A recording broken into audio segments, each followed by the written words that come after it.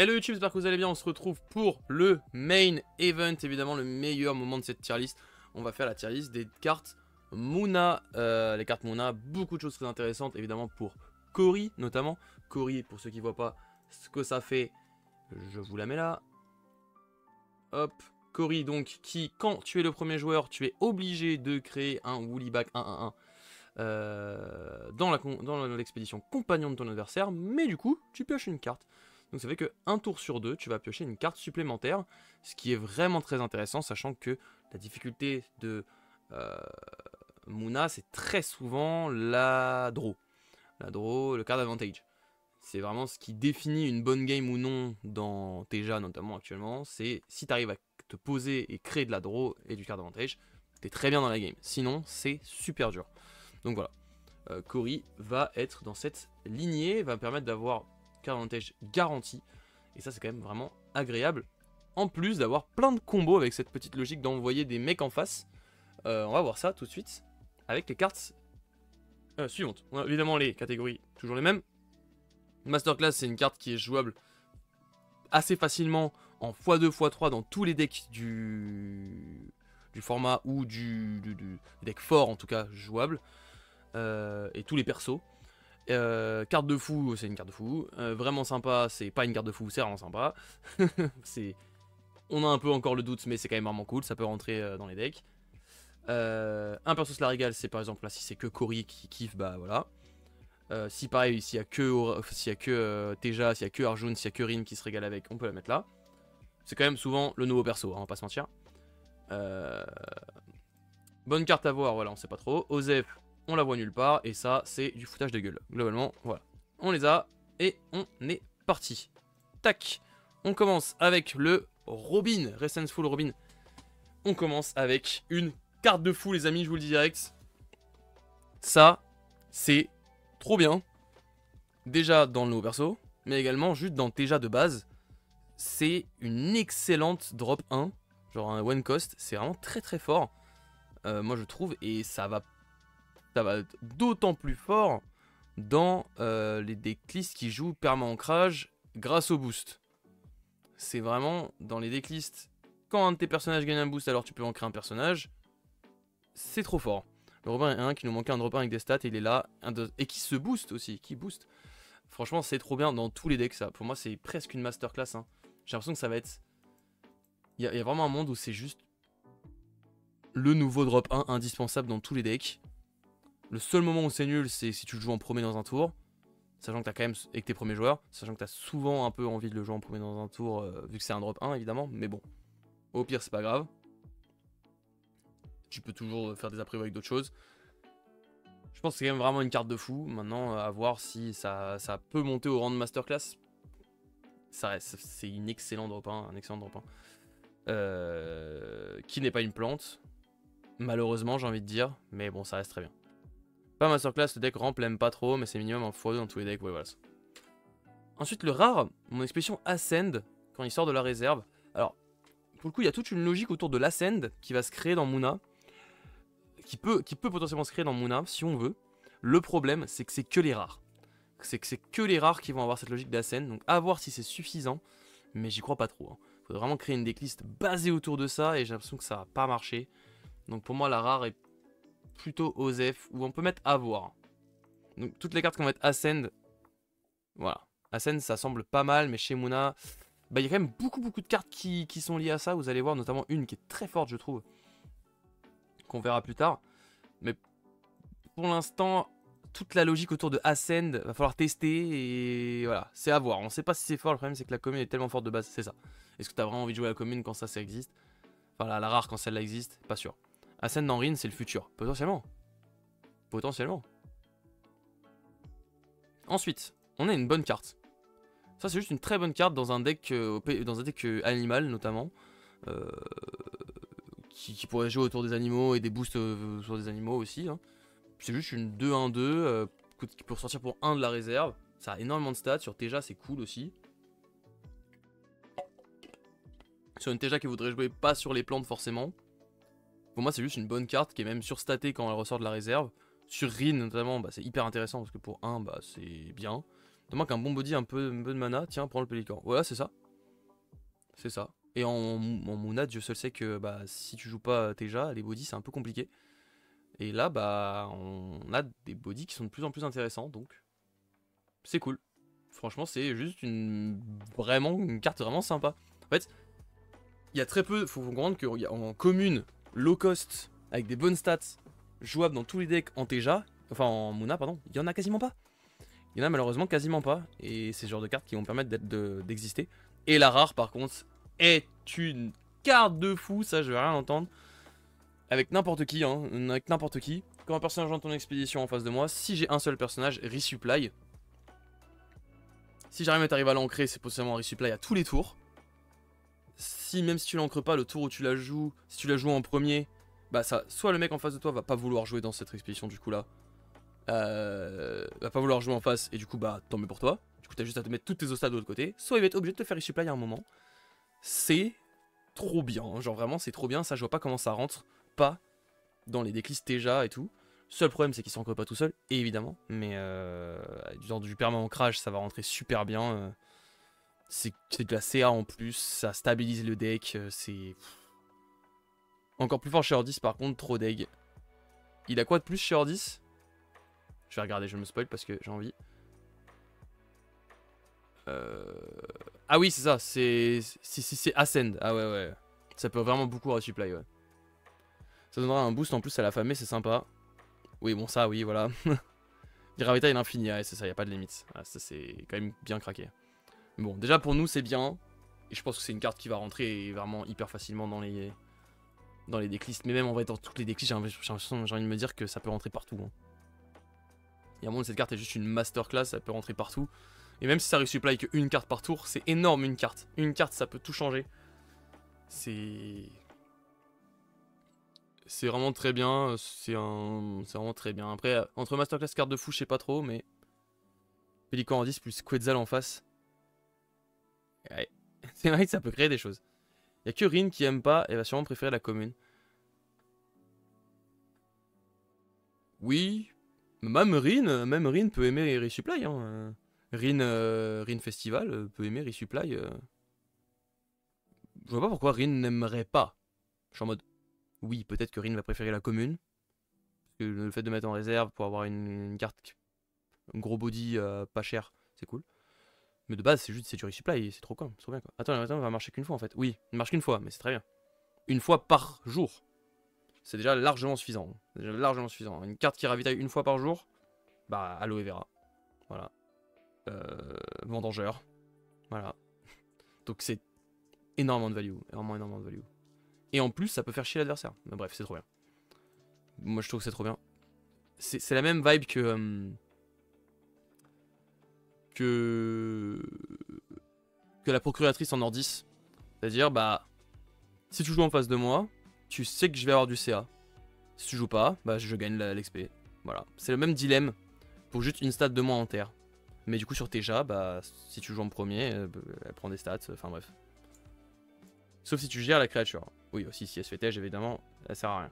Sur Arjun trop bien. Sur Arjun trop bien. Elle rembourse le fait de... Enfin bref, c'est trop bien. Sur Arjun elle est trop bien. Partout est trop bien. Pan. Alors Pan, ça c'est bien partout aussi j'ai l'impression. Non, si toi tu gères ce qui est mis en face. Ah oui, c'est vrai. C'est vrai aussi, tu peux faire ça. Tu peux Tej ce que le mec joue, et comme ça tu peux ravitailler plusieurs fois. Effectivement, oui, complètement. Complètement.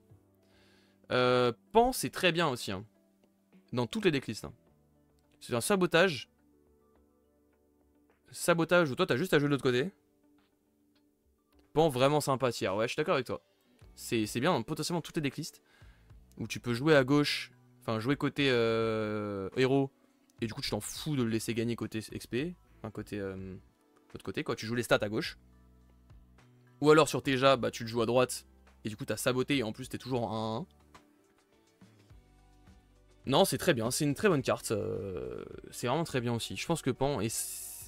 Faut pas tout virer. Faut un perso en face, sinon ça marche pas.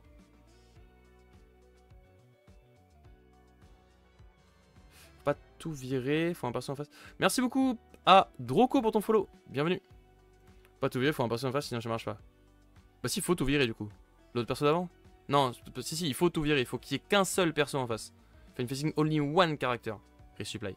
Quand un personnage rejoint. C'est-à-dire qu'il faut que ce soit le perso qui arrive, qui soit le premier personnage. Tu peux te saboter, avoir enfin le mouton chez toi, let's go. C'est vrai, j'avais même pas réalisé. J'avais même pas réalisé que je pouvais faire ça. L'intérêt est assez limité, mais pourquoi pas. Dans un monde où tu manques de stats. Tu peux dire bah pour 2, tu te fais une 2-2-2, mais bon. Il y a peut-être des mondes où c'est jouable. Mais bon, je vois pas trop quand même. Voilà pour la commune est vraiment très bien. Hein. Le problème, toujours, d'avoir ce genre de carte, c'est que si tu la ravitailles, bah, t'as envie de crever. Hein. Une 1 pour 2, t'as vraiment envie de mourir. Donc, c'est chiant. Alors que la rare, déjà 2-1 pour 2, c'est moins chiant si tu la ravitailles. Mais bon, en fait, on revient au même problème qu'un peu que la souris, quoi. Sauf que là, tu fais... Ouais. Parce que la souris, au début, on était en mode, ah, c'est bien et tout, mais bon, au final, c'est quand même vraiment pas fou. Et enfin, bref. C'est vrai que quand on regarde cette carte, c'est quand même vraiment juste une fée des dents en moins bien, quoi. Merci. Merci de nous dire que notre faction vaut moins bien que Izmir.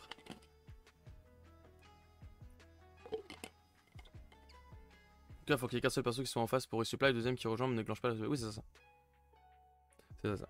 La rare, c'est à voir, ou OZF, le truc, c'est que t'as Jack Frost en rare en comparaison. C'est vrai que comparé à Jack Frost, c'est juste moins bien. Je suis d'accord avec toi. Moi, c'est un peu OZF, hein. Je suis d'accord avec toi, c'est un peu OZF. Et faire endormir le truc en face, tu rapportes juste le problème pour plus tard. Bref. Pas hyper fan. Alors que ça, c'est pas mal, je crois. Déjà, 3-3-2 pour 2. Qui s'endort? Peu importe d'où il vient, bah de base c'est Kodama, mais qui depuis la réserve est moins fort. Enfin, qui va se réendormir. Donc c'est quand même une carte très lente. Mais quand un personnage rejoint mon expédition, l'expédition qui me fait face, je perds endormi. Donc c'est quand même Kodama en mieux. Enfin, en fait, attends, mais c'est vraiment bien ça aussi encore. C'est quand même vraiment très bien ça, je réalise. Mais ça c'est quand même vraiment hyper bien. Je me souvenais que de la rare. Mais ça c'est quand même vraiment juste très bien quoi. Pour 2, il n'y a quasiment aucun monde où le mec en face va juste pas jouer en face de toi. Juste... En début de partie, c'est un peu plus compliqué peut-être. Mais tu joues ça, tu mets juste une autre petite stat à côté. C'est port, si on met en face, faut être sûr de prendre, sinon ça oblige l'adversaire à ne pas de 0. C'est ça, au pire, dans tous les cas, tu prends 1-1. Enfin, tu prends un 0. C'est Yumei, tu peux aussi le laisser endormi. Ah, c'est vrai. C'est vrai, et ça peut être aussi très intéressant de le laisser endormi. C'est bien d'avoir du choix. Oh, Alter Decis qui envoie un raid, merci beaucoup, salut tout le monde. Salut tout le monde, bienvenue les viewers de Alter Decis. C'était Yurikane, si pas de bêtises, qui était en live ce soir, hein, si bien capté. Awol fini, on arrive, bienvenue, j'espère que c'était cool la Awol, j'espère que vous avez passé un moment. On est sur la tier list des reveals et on est sur Muna, le meilleur moment, vous arrivez au meilleur moment les gars. Yurikane, salut, j'espère que tu vas bien. Ça je dis Yurikane, je sais pas si on dit Yurikane ou Yurikane. Ou Hurricane, à la française. Ou Hurricane. En tout cas, bienvenue à tous. On est sur la meilleure tier list évidemment parce que c'est la tier list Muna. On parle des meilleures cartes du set, donc n'hésitez pas à rester et à donner votre avis dans le chat. On était à ce petit dit Captain, tu te prendras pas de risque. C'est pas faux. C'est le Captain, le one and only. Et ça c'est archi fort, hein. C'est vraiment archi fort. Grave Captain, c'est nickel. Ok, vas-y, ça part. Ça me va très bien. Ça c'est vraiment archi fort. Hein. On est servi en bonne commune et Dieu merci. Parce que pour l'instant c'était tellement dur les communes en Muna. Là on a enfin des bonnes communes. Ça fait quand même vraiment plaisir. Ça c'est cool. Hein. Après c'est pas des plantes. Donc il va falloir quand même réfléchir à des nouvelles manières de jouer les decks. Ou peut-être que Ogun va sauter. Peut-être que... Enfin on va voir. Hein. Disons que ça combatte quand même un peu moins. Mais c'est quand même de la grosse commune qui peut faire plaisir. Tu fais pas en fin de tour. Tu mets un en face, tu le réveilles et tu prends l'XP. C'est pas faux. Après pas en fin de tour. Faut quand même pouvoir saboter en fin de tour. Quand même souvent moins possible. Mais oui. Je viens de réaliser que depuis tout à l'heure, le chat est derrière la carte. Du coup, on voit plus le chat. Et personne ne me l'a dit. Et le problème, c'est que je sais pas où le mettre. Donc je vais le mettre là. C'est vraiment beaucoup mieux, quoi. C'est vraiment beaucoup mieux. Parce que là, la rediff YouTube voit pas le chat, quoi. Pour moi, cette carte de fou, c'est plus fort que Pan. Vous avez déjà passé le coucou ou pas encore? Déjà passé le coucou ou pas encore? Passé le coucou, lequel coucou? Non, on l'a pas passé encore. Le coucou. Il est pas encore là. Il arrive. Du coup, carte de fou. Carrément. Meilleur que Pan. C'est vrai que c'est meilleur que Pan. C'est vrai que c'est meilleur que Pan et c'est meilleur que le Pélican aussi. Hein. C'est vraiment très bien. Après, le Pélican, c'est quand même vraiment bien. Hein. Ça se joue un peu entre les deux.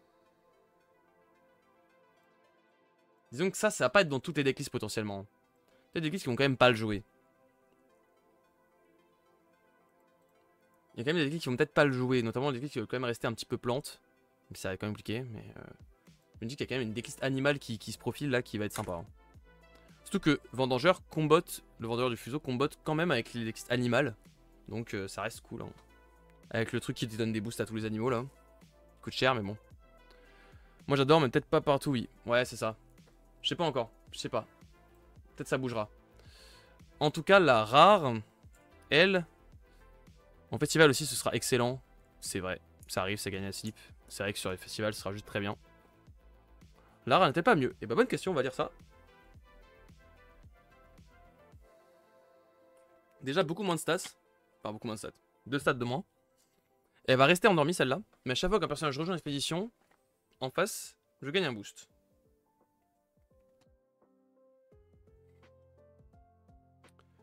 Dodo rare c'est Cory uniquement je pense. Ouais, je suis assez d'accord avec ça. Tu peux vraiment setup des tours de fou avec Cory. Où tu vas mettre beaucoup de stats à droite. Et du coup, prochain tour, ça fait une énorme carte à droite. Mais celle-là, sinon dans les autres, pas trop, je pense pas. Mais voilà, c'est une bonne carte sur Cory, c'est sûr. Je pense que c'est juste moins bien de ne pas pouvoir la réveiller. Oui, mais en Cory, c'est cool. Parce que tu peux setup vraiment des trucs de fou. Avec le permanent qui envoie un mouton pour boost. Oui, notamment. Va falloir Dende pour se protéger d'un Dende, je vous le dis. C'est clair. Ça renforce potentiellement perma ancrage, enfin, s'il y a de la place pour. Oui, oui. Aussi, ouais. Mais ça, pas sûr qu'il y ait de la place pour le coup. Pas sûr qu'il y ait de la place, surtout que Corgi fait déjà le taf. Je pense que ça, c'est pas besoin. Et pour renforcer perma ancrage, on a déjà le petit Robin du début là. Qui fait déjà le taf. Je trouve. De toute façon, en main, quand ton adversaire doit faire 2-0 pour gagner, tu pleures. Oui. C'est toujours le problème. C'est comme avec Kodama. Hein. C'est comme avec Kodama. C'est clair. C'est pour ça que la commune est quand même plus versatile. Mais celle-là en Cory, pourquoi pas pour setup des bons moments. Et Cory aura normalement de la CA. Et ça, c'est une carte, effectivement, comme tu dis. Effectivement, si tu te trouves dans la merde en CA et que t'as que ça en main, trop dur. Mais Cory, vu qu'elle a normalement un petit peu plus de CA, elle pourra se permettre de faire des choix. Voilà. Sauf que Kodama de la réserve est réveillé. Oui, oui, évidemment. Là, on parle en main maintenant. Je pense que tu joues que en x2 pour faire des bons combos mid-game. Ouais, c'est ça. Ensuite, alors ça c'est vraiment pas mal, hein. Ça c'est quand même vraiment très stylé comme carte. La Migratory Crane, la grue qui migre, I guess. La grue migratoire, je ne sais pas. C'est quand même vraiment très stylé ça. Migratoire, ouais. C'est quand même très stylé. En fait, ça peut vraiment faire chier ton adversaire. Il y a certains moments où tu peux juste. En fait, à partir du moment où tu es en avance et que tu as cette carte, migratrice peut-être. La grue migratrice, ouais, la grue qui migre. Dans les start aggro, ouais, dans les trucs. Si tu arrives à avoir de l'avance et que tu as ce genre de carte, c'est juste tellement bien. Parce que tu mets toutes tes stats d'un côté et tu la laisses. Et au bout d'un moment, le mec va jouer un perso et tu mets par l'autre côté et terminé quoi. Et du coup, tu fais 1-1. En fait, c'est une usine à 1-1 ce truc. C'est assez violent. Visuel de Zael, banger encore, et il est très très beau. Bah, ça dit, si tu me bats en stats, bah je m'en vais, et aura overcommit. Ouais, c'est ça, elle se casse. La garantie des 1-1 en leur liste, c'est trop bien, surtout T1 premier joueur. T1 premier joueur, c'est excellent. Surtout si t'as un one cost à jouer derrière aussi. Parce que si le mec a un one cost à jouer de l'autre côté, après il mène 2-2. Parce qu'elle est quand même sous-statée, hein. Mais bref, ça reste quand même vraiment très sympa. On est bien nourri en Mouna, en commune, hein, clairement. La rare est moins bien. Hein. Enfin, un slot de rare pour ça, je suis pas sûr que ce soit très intéressant. Parce que souvent, une stat va suffire. C'est juste pour aller chercher et faire chier de l'autre côté en fait. Donc pour moi, la rare reste une bonne carte, mais va pas être jouée. Elle est même aux F. Je pense qu'elle va pas être jouée. Par contre, en scellé, très fort, mais c'est tout. La rare est là pour Arjun. Pourquoi spécifiquement pour Arjun? Pourquoi spécifiquement pour Arjun?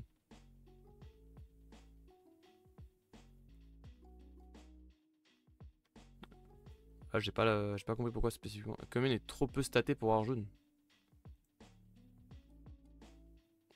Ah ouais, Arjun a besoin de stats très élevés, je sais pas, ok. Surtout pour Teja. Car elle sert à rien comme Arjun. Elle sert à rien comme Arjun. Surtout pour Teja, ouais, bref, je sais pas trop. Alors ça, Iru, Emissary of the Wild, c'est juste une carte pour 3 qui est surstatée. Avec le boost en plus c'est costaud. Avec le boost en plus c'est plutôt costaud, ouais. Mais est-ce que t'as vraiment besoin de jouer la rare? Non, je pense pas. Franchement, la commune suffit même en Teja, clairement. Iru, Emissary of the Wild, oui, c'est une 3 surstatée, mais du coup qui fait pas d'effet. Peut-être en Rin à la rigueur, mais c'est quoi la rare? Ah oui, c'est vrai. Je crois que j'avais pas trop aimé moi. J'avais plein de gens qui kiffaient, mais moi j'aime pas trop. You may have target character facing me gain Anchored, et if you do, I gain Anchored. Un pic pour Rin, ouais.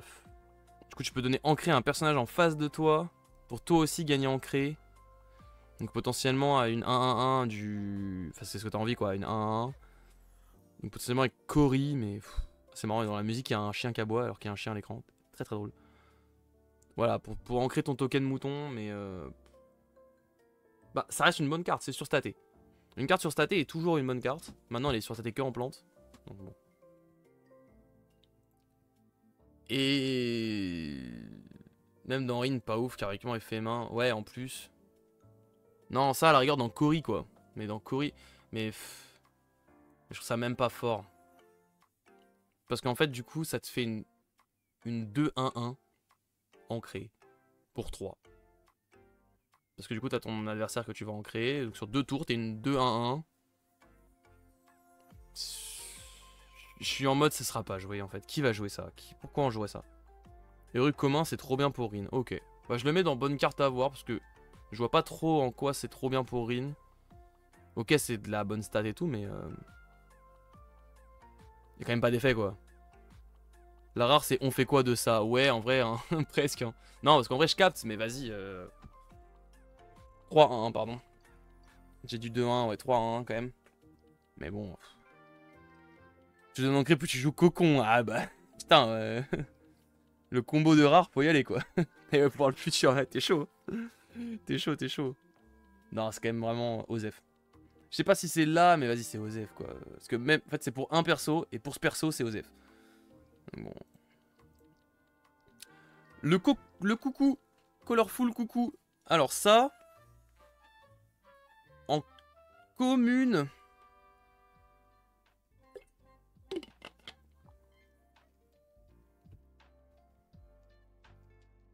Coucou Masterclass, rien à redire. Ouais, est-ce qu'en commune aussi? Peut-être.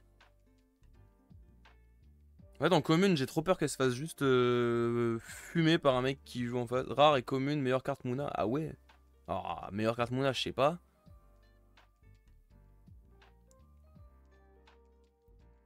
C'est fort, hein.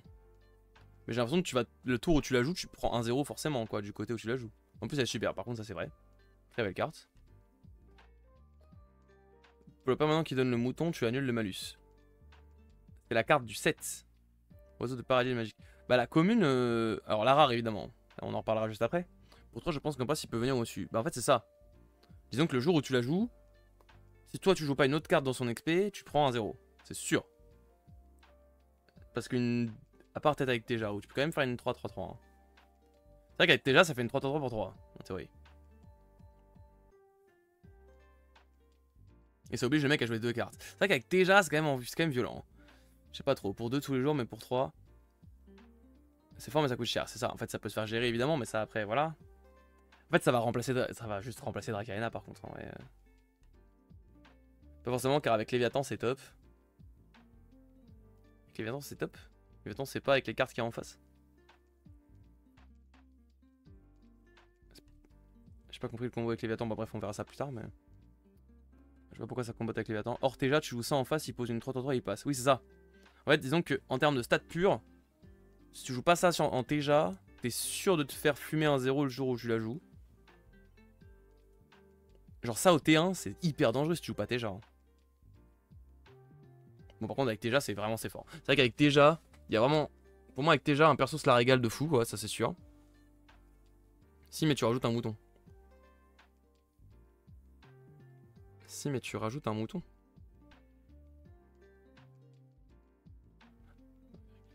Si, mais... Ah, par rapport au Léviathan. Ok, j'avoue, j'ai pas trop avec le Léviathan. Faut que je me remette en tête le Léviathan. Pour le Léviathan rare. Ah oui, tu rajoutes un mouton. Oui, c'est vrai, avec le Léviathan... Oui, ok, c'est bon, j'ai. C'est vrai que le Léviathan rare va poser un mouton en face, plus va se booster lui-même, donc ça va booster le coco et le Léviathan, ouais. C'est vrai que c'est ok.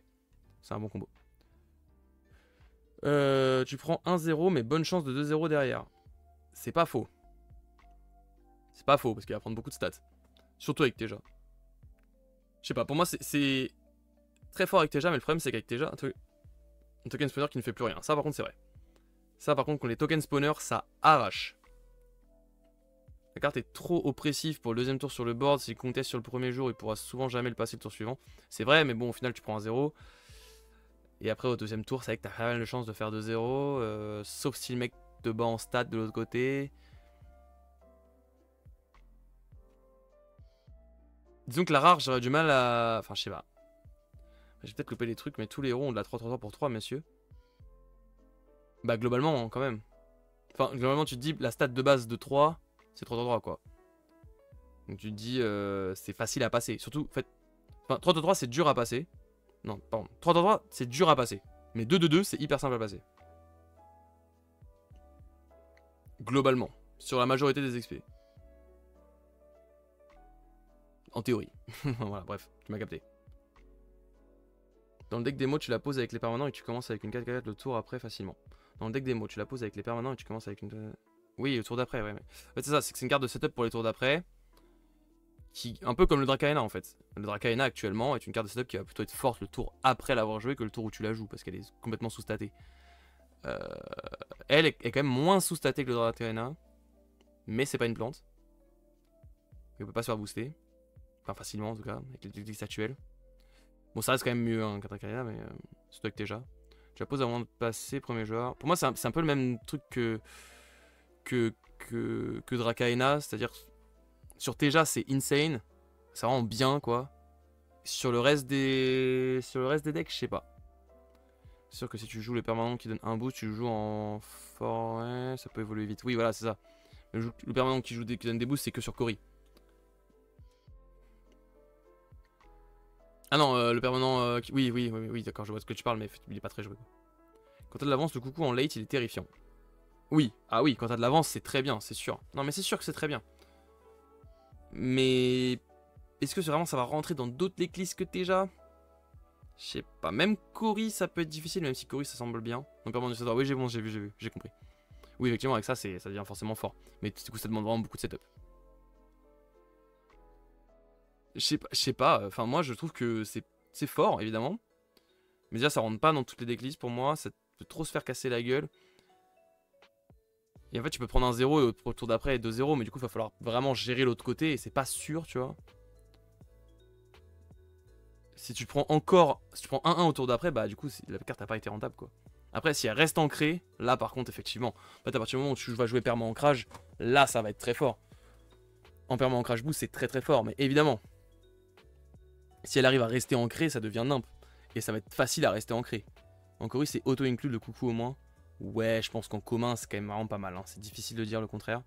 Après, est-ce que Cory va être joué de la même manière que le démo deck? Ça, c'est la question. Parce que moi, je vois mal Cory être joué avec les permanents qui donnent des bouts. Enfin, je trouve pas ça si fort que ça, hein, du tout. Je trouve que Cory, tu peux la jouer en perma ancrage, juste sans boost, classique. Et je pense que c'est déjà très très fort. Si le permanent est joué, il rentrera avec. Oui. C'est un peu ça. En Cory, c'est auto-include, coucou au moins. Ouais, un permanent crash boost, c'est très fort. Bref. En tout cas, c'est très fort, évidemment. Mais c'est pas trop... C'est pas masterclass, c'est pas carte de fou, quoi. En tout cas, la commune... Et bon, allez, on passe à la rare. Moi, en tout cas, c'est mon avis sur la carte. Je pense qu'elle peut vraiment remplacer Dracaena assez facilement. Et tant mieux, parce que Dracaena n'en peut plus des trucs où tu devais jouer en plante et voilà, c'était horrible. C'était quand même vraiment sympa. C'est vrai qu'elle est quand même jouable sur deux decks. On a dit sur Cory et sur Teja. En fait, si je la mets en vraiment sympa, je suis obligé de la mettre en carte de fou. Parce que sur Teja, c'est vraiment une carte de fou. En fait, Teja vraiment se régale sur le perso, mais elle vaut carte de fou quoi dans l'idée. Et Cory, est-ce que c'est vraiment auto-include? Je suis pas sûr. Même si c'est quand même vraiment bien. En fait, le problème c'est quand même quand tu la joues quoi, c'est une 1-1 quoi. Le mec va jouer une carte en face, tu auras une 2-2-2 pour 3. Et il va perdre dans quasiment la majorité des cas, et du coup tu vas te prendre un 1-0 sale. Je vais la laisser là. Je la laisse là, vous avez compris mon raisonnement. Sur Teja, c'est vraiment là, quoi. Mais sur le reste, pour moi, ça sort pas. Enfin, je sais pas. Vous me ferez peut-être mentir. En tout cas, celle-là. Celle-là, c'est un peu la même logique. Mais quand même un peu moins. Enfin, je sais pas. Celle-là, je pense qu'on peut la jouer dans plus de decks, quand même. Parce que pour le coup, c'est fort. C'est juste fort. Et avoir 2 boosts, ça va pas être dur avec le perso, vu qu'il est ancré. Quand je vais en réserve depuis votre zone d'expédition, si j'ai 2 boosts, mettez une carte de votre réserve dans votre zone de mana. Le problème de cette carte, c'est quand même que quand elle sort de la réserve, elle sert à rien. Enfin, genre, c'est la commune. Il te faut une autre carte en réserve à envoyer en mana. Si t'en as pas, elle envoie personne en mana. C'est quand même compliqué de pas avoir de carte en réserve, mais si tu fais saboter et tout, tu veux ramper avec l'effet, tu veux pas en encre. Non, voilà, c'est un peu ça. Moi, je trouve pas ça si fort, hein, encore une fois. C'est bien, c'est du ramp et tout, c'est cool. C'est ce dont a besoin Teja ramp et tout. Si elle peut s'envoyer en mana, est-ce qu'elle peut s'auto-envoyer en mana? Elle peut sûrement s'auto-envoyer en mana, c'est vrai.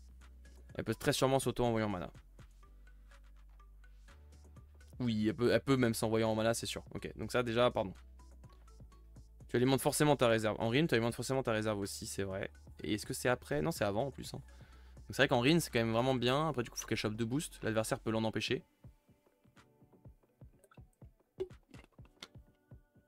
En jouant juste de l'autre côté.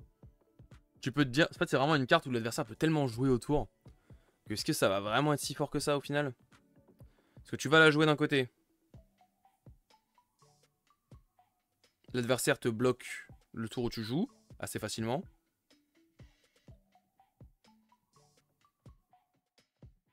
En fait, tu joues d'un côté, l'adversaire va jouer de l'autre côté, tu fais un 0. Tour d'après, pareil, 1-0. Après, si l'adversaire ne joue pas en face, c'est bonus aussi. Bah disons que ça va faire ça va faire du 1-0 quoi. Tu avances gratuitement T2. Je fais un 0 quoi. Enfin en fait, 1-0 c'est la base. C'est-à-dire que de base tu vas chercher à faire 1-0. Enfin de base tu vas chercher à faire 2-0. Faire des 1-0 tu vas pas gagner les games avec ça. Donc je sais pas. En Teja c'est monstrueux, par contre en Teja c'est déjà beaucoup plus intéressant. Donc le ramp est hyper simple. Le mec a juste à jouer une carte quoi. Et même toi ça peut... En Teja et Cory, parce que Cory aussi tu peux forcer à créer des boosts. En Cory et en Teja, en vrai, en Cory et en Teja. Pour le coup elle est vraiment plus intéressante en Cory et en Teja. En Teja t'es pas obligé de la jouer, parce que au pire tu t'en fous de ramper. Et c'est quand même vraiment simple, enfin c'est quand même vraiment bien quoi. Et avec des boosts, en fait tu peux aussi la booster autrement avec une déclisse qui jouerait autour des animaux. Bon ça reste quand même une carte de fou. Ça reste quand même c'est difficile de dire que c'est pas une carte de fou, c'est du ramp en Teja. Et enfin en Munna en général, et le ramp en Munna c'est trop rare pour ne pas être une carte de fou. Du bon ramp, et ça c'est clairement du bon ramp.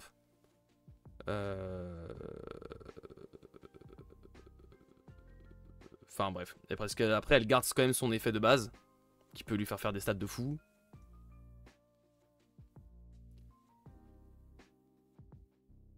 Il y a plein de ramp qui est nul, voilà c'est ça. Alors, Teja, enfin, Munna a du ramp, juste le ramp est nul quoi. Mais là c'est du bon ramp, ramper et faire du CA, donc c'est forcément une dinguerie. Bah là pour le coup, elle fait pas de CA, parce qu'elle se tue elle-même, mais oui elle fait un 0,5 de CA, plus ou moins. Ramp en commune, miam miam, ramp en rare, bof. Non mais y a pas de ramp en commune en Teja, enfin en Munna malheureusement. À part la carte de con, là, festée là pour 2 là. Mais qui fait ramper les deux donc ça sert à rien. Le ramp en commun malheureusement n'existe pas en Munna. Mais bon. En fait si tu commences à multiplier les options de ramp en rare, ça devient quand même intéressant. Ça devient quand même de plus en plus intéressant. Encre c'est aussi un peu de la CA, ouais. Plus ou moins. Plus ou moins. C'est quand même pas trop de la CA. Merci beaucoup pour ton follow, Zitounet. Eh bah écoute, merci beaucoup pour ton follow, Zitounet. Bienvenue sur la chaîne. Nicolas s'est dit qu'il joue des rampes en commun et encore. Oui. C'est pas faux. C'est pas faux maintenant que j'y pense. C'est vrai. C'est vrai, c'est vrai. C'est pour ça qu'on n'a pas de carte de pioche. Bah oui, c'est à cause de ça. C'est à cause du fait qu'ils se disent, bah l'encre c'est de la CA quoi. Mais alors qu'en fait, pas tant que ça, parce que bah, tu peux pas mettre en mana un truc que t'as ancré. Enfin. C'est de la CA à partir du moment où tu la transformes comme telle quoi. Avec de l'aloe vera, du fuseau et tout quoi. Mais bon. Un peu triste. Bref, bon, du coup elle va là. Et en vrai, elle va rentrer dans certaines decklists qui seront intéressantes. Et où t'as envie d'avoir du ramp. J'ai du mal avec cette carte quand même parce que. Oui, dans l'idée, elle paraît complètement bien et complètement broken. Elle est vraiment super intéressante. Mais dans l'autre, vu que la Vassa peut vraiment jouer autour, il va falloir que tu te prépares à pouvoir lui donner des boosts toi-même. Bon, c'est assez simple. Hein, avec en Moona, c'est quand même assez simple de donner des boosts à ses persos sans que ton adversaire agisse, quoi. Donc c'est quand même cool d'avoir un nouveau personnage qui rampe. Le problème, c'est qu'il rampe en te cassant de la CA et ça, c'est quand même chiant. Tu peux mettre une carte de ta réserve en mana, c'est bien mignon, mais c'est chiant quoi. Et encore une fois, perdre de la CA pour en créer, c'est insupportable. Tu peux pas juste avoir du ramp normal quoi. Surtout qu'on a plein de ravitaillements, mais bon, c'est fatalement moins fort. Au premier abord, je la trouve incroyable, et puis j'ai fini par ne pas la mettre dans mes listes. Bah, c'est un peu ça quoi. J'ai un peu peur de ça. Que ça a l'air d'être un peu une fausse bonne idée, plus je réfléchis dessus, mais. Je pense qu'il veut juste faire un clin d'œil à Oiseau de Paradis de MTG. Ah, j'ai pas la ref, mais peut-être. En fait, j'ai l'impression que je sais même pas si ça va être tant viable que ça en termes de rampe. J'ai envie de la descendre là. Disons que j'aimais pas mal de problèmes sur cette carte. Mais la commune par contre, enfin pour moi la commune de base, en fait plus j'y pense, plus la commune va être sûrement plus jouée que la rare. Même si la rare fait quand même plaisir. Dans l'idée, t'as quand même envie de la jouer la rare, parce que ramper c'est cool quoi. Mais voilà. Elle aurait pu faire ramper 2 fois, ça aurait été bien, elle a fait ramper qu'une seule fois. Va falloir jouer des cartes qui retirent fugace, c'est-à-dire une carte dans tout Moona, donc ça me paraît trop compliqué. Une carte qui fait ramper aussi avec un oiseau coloré, ah bah ça se trouve, ouais, ça se trouve il y a vraiment une ref à ça, c'est cool. Allez on avance, sinon on n'avancera pas, mais bref. Ouais. Ouais. L'Armored Bird, ça, défenseur 4-4-5. Pareil, potentiellement une decklist ramp où t'aurais envie de temporiser. Mais bon, globalement, une carte qui reste défenseur toute sa vie, c'est un peu osef. Hein. On fait quoi de ça? Voilà, c'est ça, c'est une carte qui reste tout le temps défenseur. Je comprends la logique, mais ça reste... on n'aime pas les défenseurs, on n'est pas Gulrang. Ouais, voilà, c'est ça, quoi. Sauf si vraiment dans une carte, tu avais envie de la game dure dans le temps. Moi, j'aime bien la rare dans Cory. Ouais, dans la rare, on va pouvoir en parler, par contre. Un bon contrat sol. Ouais, la rare, peut-être. Mais pas la commune. Donc, la rare, maintenant, par contre, celle-là, beaucoup plus intéressante. Car elle a moyen de perdre au défenseur. Et en plus, elle gagne des stats. Elle gagne une stat et en plus elle peut perdre défenseur. J'ai défenseur sauf si je fais face à 2 ou plus personnages. Ça c'est quand même vraiment très bien la rare. Une 4-5-5 qui va quasiment forcément se faire avoir, enfin qui aura forcément plus de 2 mecs en face. Même sur Cory c'est genre juste hyper simple à faire. Donc pour moi déjà sur Cory c'est sûr. Et il y a même un monde où elle peut rentrer sur d'autres decklists. Plus difficile. Mais donc elle peut faire vraiment peur quoi. Elle peut faire vraiment peur. La rare c'est une bonne carte mais pas plus je pense. Ouais c'est ça. Donc elle peut même rentrer sur d'autres petites takes dans certains autres decks. En mode hop elle arrive à la fin et elle peut faire chier. C'est un peu une fille d'Hydrasil mais qui fait pas piocher quoi. Mais voilà ça reste quand même une rare. Mais sur Cory pourquoi pas. Sur Cory pourquoi pas en one off ou en two off. Ensuite on a la Wyvern. Le problème c'est qu'elle est compliquée à jouer quand t'as pas Pacify. Elle est difficile à jouer quand t'as Pacify. Ah ouais, tu veux dire à la... Ouais, oui, oh. C'est quand même moins... Comment dire? Moins situationnel que Pacify. Pacify, c'est quand même très situationnel. Tu peux envoyer en réserve un personnage avec un coût de 1 ou moins. C'est une très bonne commune, notamment sur Cory. Le problème, c'est que ça coûte 4. Mais ça peut quand même être très fort, notamment contre des Bouddhas, contre des... Même contre Gulrang, ou même contre d'autres trucs. Le problème, c'est qu'elle coûte 4. Et elle souffre de la comparaison avec en deck cramp, oui, potentiellement. Contre les Scarabots aussi, pardon. Enfin bref, contre tous les tokens du jeu, c'est fort. Il y a même certaines cartes à 1. Le problème, c'est qu'elle souffre de la comparaison. Bon, la rare est quand même pas mal. La rare est quand même pas mal, on va en parler. D'une autre carte que vous avez sûrement vu si vous avez joué le deck démo. Je vous la mets là en rapide. Perry Wyvern, c'est une bonne tech carte, ouais, c'est pas faux. Mais en fait, elle souffre de la comparaison avec ça, je trouve. Ça, pour moi, ça envoie fort. Hein. En rare, ça, c'est quand même vraiment pas mal. En vrai, c'est un slot de rare. L'autre, c'est quand même une commune, donc voilà. Mais ça, c'est quand même vraiment pas mal. En Cory, ça envoie fort, je trouve. C'est plutôt bien et c'est assez versatile et ça peut vraiment faire mal à l'adversaire à un certain moment précis. Bref, on en reparlera après, mais... Du coup, elle souffre un peu de la comparaison, cette petite Wyvern. Elle est quand même cool. Tu peux jouer les deux si tu joues beaucoup de Kojo, oui, c'est ça. En fonction, tu peux potentiellement jouer les deux. Si je compare à Daikotsunen chez Lyra, je préfère l'oiseau cuirassier. Ah oui, bah tous les jours. Tous les jours. Mais ouais, comme tu dis, c'est une bonne tech card. Ça va dépendre un peu de la méta. Mais c'est vrai que ça peut faire vraiment mal à l'adversaire dans certains moments clés. C'est cool, c'est une bonne carte à voir. C'est une bonne carte à voir. Et la rare est quand même vraiment plutôt plus sympa encore sur Cory. Il y a vraiment un truc à faire. Où tu peux vraiment wipe ton board de tous les trucs de merde que t'as mis en face. T'en retires 2 d'un coup, bam.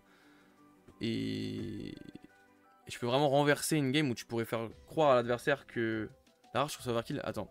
Parce qu'en vrai, sur Cory, dans une decklist où tu veux vraiment aller poser beaucoup de trucs de merde en face, tu peux vraiment être dans certains tours où tu peux retirer tous tes trucs de merde et vraiment surprendre l'adversaire en se disant bah c'est bon, ce côté là c'est win, il m'a donné une 2-2-2 gratos, franchement qu'est-ce qu'il va faire quoi. Toi tu te mets, je sais pas, tu mets un petit truc à la con à 1, tu mets un pan d'un côté, une wyvern de l'autre, bah tu peux vraiment faire mal.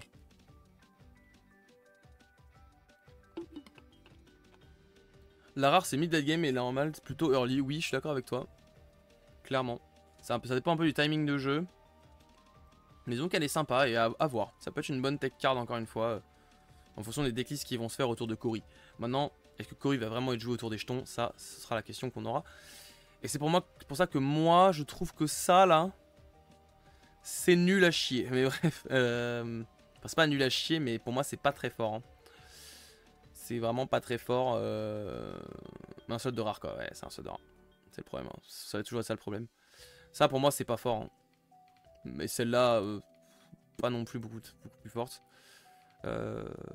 Même là dans les démo decks c'est pas fort alors que c'est vraiment fait pour tourner autour. Je trouve que ça manque trop de peps. Vraiment une carte qui manque trop de peps. Pour 5 tu vas souvent avoir 1 ou 2 boosts. Tu vas faire une 3-3-3. Zaratan c'est fort en draft par contre. Même pas tant que ça. Hein. Parce qu'en fait le problème c'est que Zaratan c'est bien en rampe. Voilà c'est bien en rampe. C'est une carte que tu as besoin de faire beaucoup d'après vous. Et après tu la sors. Et si le mec a joué tout d'un côté, tu le défonces. Mais le reste, avec le permanent, c'est une tuerie. Pas tant que ça, hein. Tu vas souvent faire un zer, quoi. Parce que du coup, le mec a juste à jouer du côté où t'as mis tes stats. C'est un bon finisher en commun. Ouais.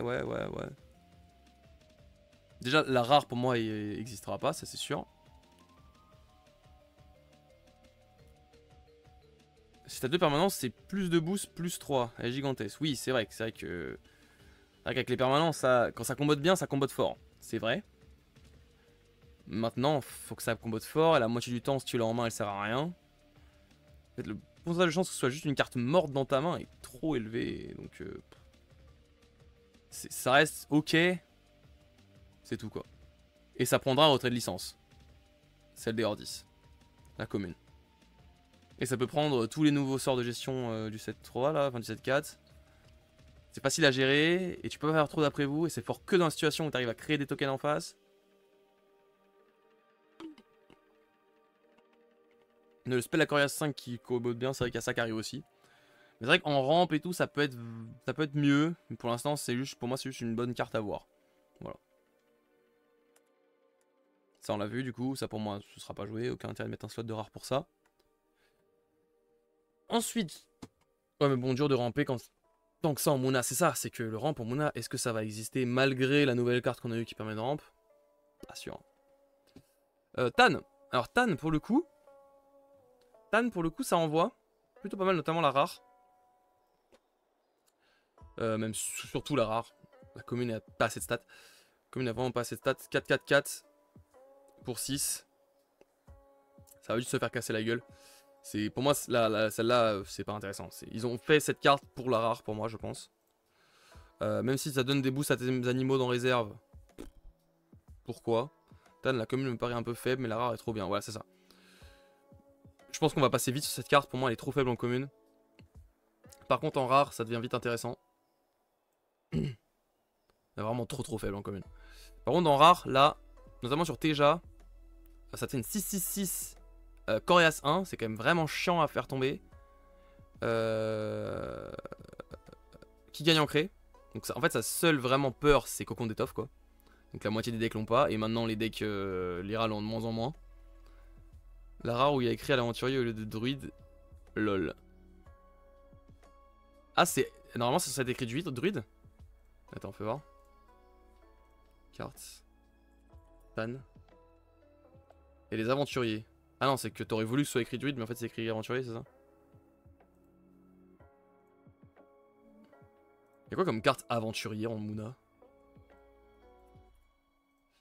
Attends, Moona. Mot-clé. Non, pas mot-clé. Sous-type. Aventurier. Ah!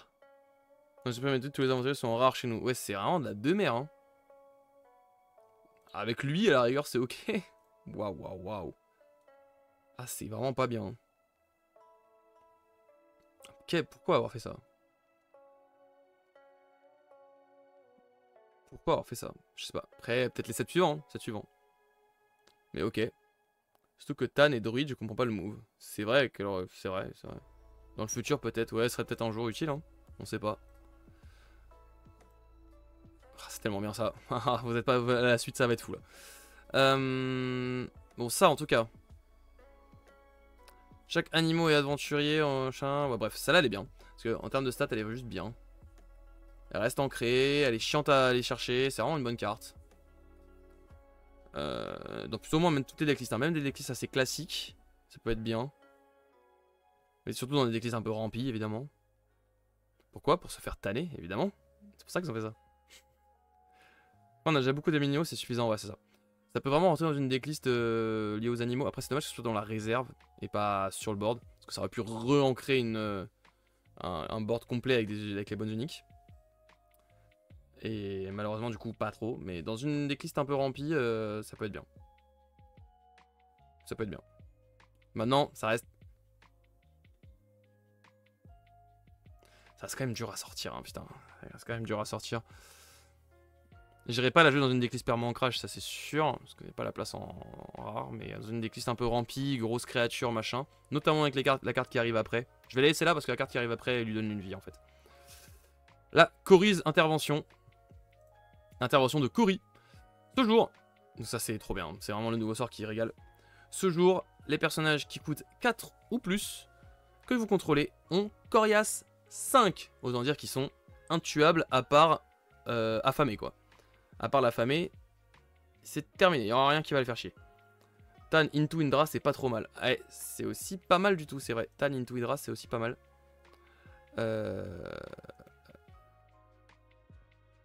Parce que ça peut vraiment faire chier, mais ouais. Sur un tour 6, tu joues Tan, après tour 7, tu joues Hydra, c'est pas mal aussi. Mais le combo Cory, intervention plus Tan peut aussi être très très fort, enfin bref. Ça, sur des decklists, justement, rampe, intervention de Cory en commun, c'est vraiment sympa. Et la rare, c'est carte de fou. C'est ça. La commune est bien parce que c'est bien dans les decks ramp. Deck ramp qui peut être de plusieurs origines. Hein. Franchement, moi je pense que tous les héros Mona peuvent jouer ramp. Surtout Cory. Cory, pour moi, ça va être un très bon rampeur. Parce que ça draw. Mais Rin aussi peut jouer ramp. Teja, évidemment, peut jouer ramp parce que c'est plus simple. Mais Teja perd plus de CA plus vite. Parce que petit Jhin, bah, ça part direct en mana, etc. etc. Mais je pense que les autres decklists peuvent aussi être bien en ramp. Hein. Et on va pouvoir enfin jouer ramp, notamment avec Cory et tout, sans avoir besoin des Loki. Parce que on n'aura plus besoin de faire piocher forcément l'adversaire pour aller chercher nos propres cartes. Car on aura de la CA grâce à Cory. Pourquoi on lira toutes les cartes étaient en bas de la tier list et là tout est en haut? Et bah bonne question mon cher ami, ça s'appelle la sélection. Non là parce qu'il y a vraiment beaucoup de bonnes communes quoi. Mais de toute façon Moona manquait de bonnes communes, c'est aussi le problème. Et du coup la rare, target the player, this day, characters with end cost 3 or more, data control art of 5. Ça c'est juste trop fort. Cette carte à elle seule peut remplacer potentiellement je pense le fuseau. Même c'est relativement évident, je viens de dire presque évident quoi, que ça peut vraiment remplacer le fuseau quoi. Je me dis si c'est bien joué au bon timing, ça peut juste être plus fort qu'un fuseau. J'avais même pas vu, qu'elle était pas fugace en rare. Je crois que je viens de voir ça, peut-être je l'avais vu, mais je viens de m'en souvenir qu'elle n'est pas fugace en rare, donc tu peux complètement la jouer 2 tours d'affilée, c'est craqué, j'avais pas réalisé. Oui, ça restera une menace pour les joueurs. Ouais, non mais ça c'est trop fort. Sauf en perma-encre. Ah non, mais même en perma-encre. Même en perma-encre. Celle-là en perma-encre, elle remplace fuseau. Ah, la commune est fugace. Ouais, la commune est fugace. La commune est fugace et du coup a plus d'intérêt en... Enfin, en rare, mais même en perma-encre. Même en perma-encre, c'est mieux que l'attente. Ouais, vraiment, c'est même 2 fois le même tour car pas de rafraîchissement, c'est vrai. Bon, après, faut vraiment être con. Mais ouais, pourquoi pas. Tu fais... Corias 10, alors. Non, mais vraiment, ça, c'est trop fort. C'est trop fort. C'est juste mieux qu'une tente, c'est clair. Hein. Enfin, c'est mieux qu'une tente. C'est différent, mais c'est très bien, quoi. Moi, je la joue en x2 dans sous mes decks, je pense. Hein. Oui, le rare n'est pas fugace, ça protège Aloe, Coucou, Quetzal, les uniques à 3 cost. Non, mais tout. 3 ou plus, hein. Donc, en fait, tu peux même jouer celle-là en rampe, si tu veux. Enfin, bref, c'est vraiment une carte de fou, ça. C'est vraiment une carte de fou. Presque une masterclass, hein. Je vois mal une decklist déjà qui... Enfin, une decklist Mona qui se jouerait sans. Mais bon, quand même, si, je pense, mais... C'est vraiment très fort. Après, c'est 3 ou plus. Mais globalement, tu joues beaucoup de cartes à 3 ou plus. Moi, tous mes perma-encreurs sont à 3 ou plus. Donc, ça me rend juste très heureux. Et c'est pas jouable que sur Mteja en plus. Donc, vraiment trop bien. Sur un tour où tu peux finir 2 après vous, Corias 10, c'est compliqué. Ah oui, non, mais c'est hyper compliqué. Je vois pas dans un monde où tu fais ça. Ne protège pas les cartes à 1 et 2 mana, ça peut être problématique des fois. Dans certaines situations, oui. Mais globalement, tes grosses cartes que le adversaire veut tège, c'est celles qui se coûtent cher, quoi. Mais oui, évidemment que c'est un peu chiant. Mais pour moi, ça remplace Fuseau. Hein. Vraiment. Sauf que la tranche plus en Bravos, voilà, la tranche plus en Bravos, c'est ça. Voilà. Mais ça, on parlera de tranche plus plus tard. Enfin, on en a même déjà parlé, celle-là. Hein. Je crois que je l'avais mis dans très très haut. Je crois qu'on en a déjà parlé, je sais plus. Je pense. Bon, Arjun, c'est une carte de fou. Mais mec, Arjun, enfin, en tout c'est trop fort. En tout, c'est trop fort. En tout, je trouve que c'est trop fort. Pour un, en plus, c'est un super après vous. Tu joues ça. Et basta. Enfin, genre, vraiment, c'est trop bien. C'est vraiment un très bon après vous. Et ça peut être soit un très bon après vous, soit une carte que tu joues un peu plus tard dans le tour. Si jamais t'arrives à bien mind game le truc. Pour arriver au pile au bon moment où l'adversaire comptait te gérer et en fait peut pas. Ça peut être aussi très fort. Mais bon, c'est quand même mieux en après vous, je pense. En premier au début du tour, et comme ça tu poses pas de questions. Du coup, la fameux, on peut dire Corias 10. Mais ça, la fameux Corias 10, ça va être marrant. Hein. Non, mais ça, en Bravo, ça va être n'impossible, hein, c'est clair. Et ça protège toujours pas d'affamé. S'il vous plaît, une carte qui protège affamé qui n'est pas latente, ce serait cool. Ce serait cool. Ça, pareil, très fort. On l'avait vu, on lira tout à l'heure. Counting Sheep, donc compter les moutons. C'était sûr qu'il allait avoir une carte comme ça. Oui, ça va obliger l'adversaire à vouloir te gérer tôt et te dévoiler son jeu. Ouais, c'est ça. Non, c'est vraiment bien. Je la carte en x1 dans tout deck Muna au cas où on tombe sur un deck token. Ouais, c'est ça. Et moi, plus que. Enfin, moi, vraiment, j'ai vraiment envie de la jouer en plus que x1. Je pourrais même la jouer en x2 dans certains de mes decks parce que, en fait. Si vous savez l'habitude de suivre mon game plan et tout, enfin mes games et tout, moi, vous savez que mes uniques Muna, c'est des uniques qui. Bon, pas celle-là, c'est pas très bon exemple parce que celle est pas très forte, mais notamment mon Ogun. C'est des uniques qui ancrent quand je joue des persos. Ça, pour deux, tu joues deux persos qui s'endorment certes, mais du coup tu peux ancrer potentiellement tout un board avec ça quoi. Pour moi c'est voilà. En x2 pour combat avec des uniques, moi je pense que ça va clairement se rentrer en x2 dans mes decks. Assez facilement, et j'en serais très heureux parce que bah ça proc mon truc, ça crée des stats pour les prochains tours. C'est juste pas nul quoi, vraiment pas nul. Ça peut vraiment faire chier des Bouddhas à certains moments. Pour deux tu retires deux stats potentiellement en face, enfin bref ça peut être vraiment très intéressant. Déjà on oublie qu'il y a du Corias Fuso, alors pour garder le tracking de ça MDR, ouais je te jure, ça par contre c'est vrai. Les mecs vont être perdus. Bref, c'est vraiment très bien, c'est vraiment une très bonne carte. Voilà pourquoi la famille vient tout réguler. Oui, mais bon, c'est bon. Ça, du coup, c'est dans chaque expédition. Ouais, ça, je vois pas l'intérêt. Ça, même chez Cory.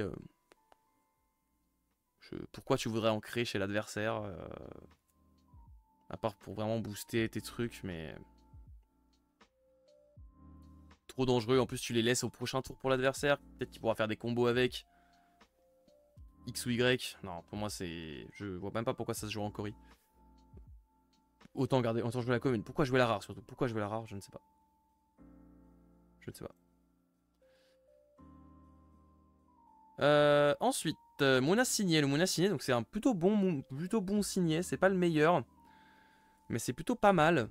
Notamment la rare, plus que la commune pour le coup, je pense.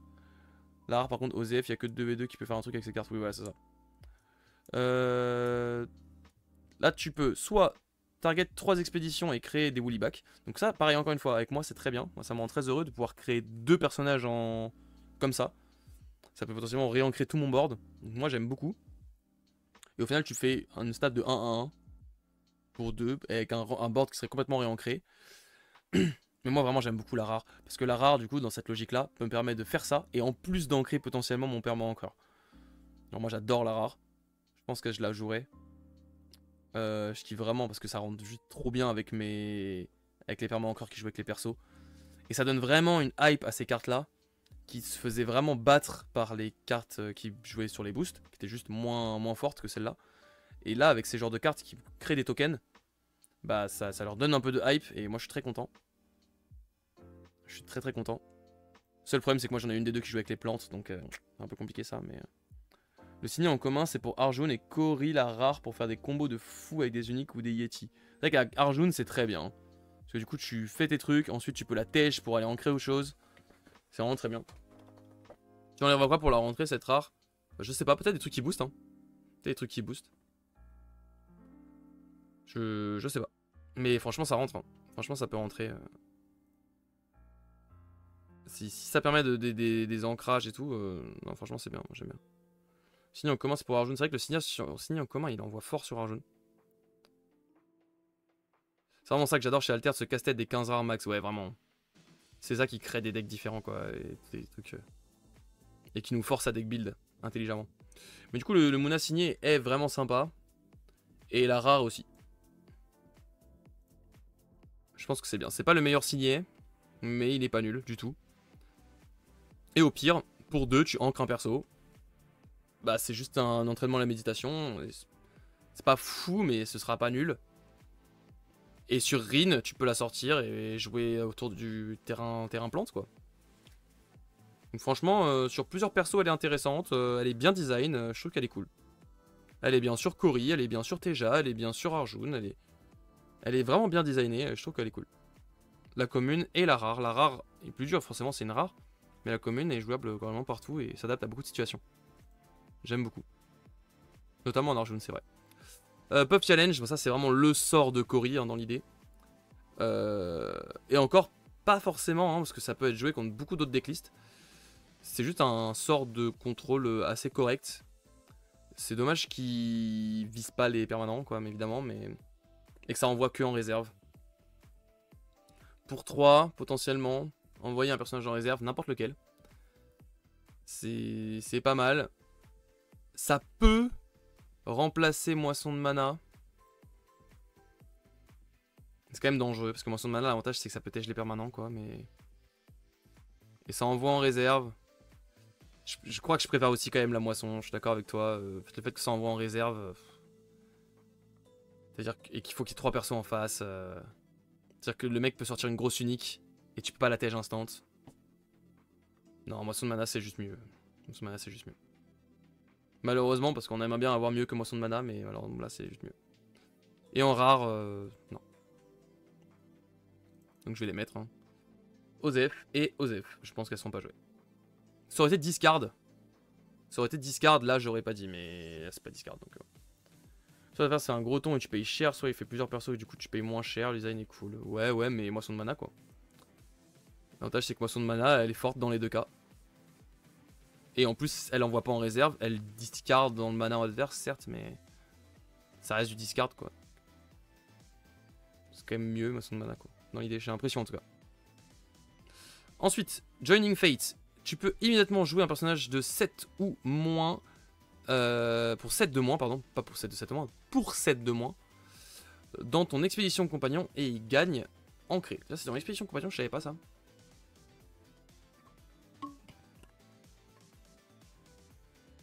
Donc ça, à voir les combos qui sont possibles de faire avec ça.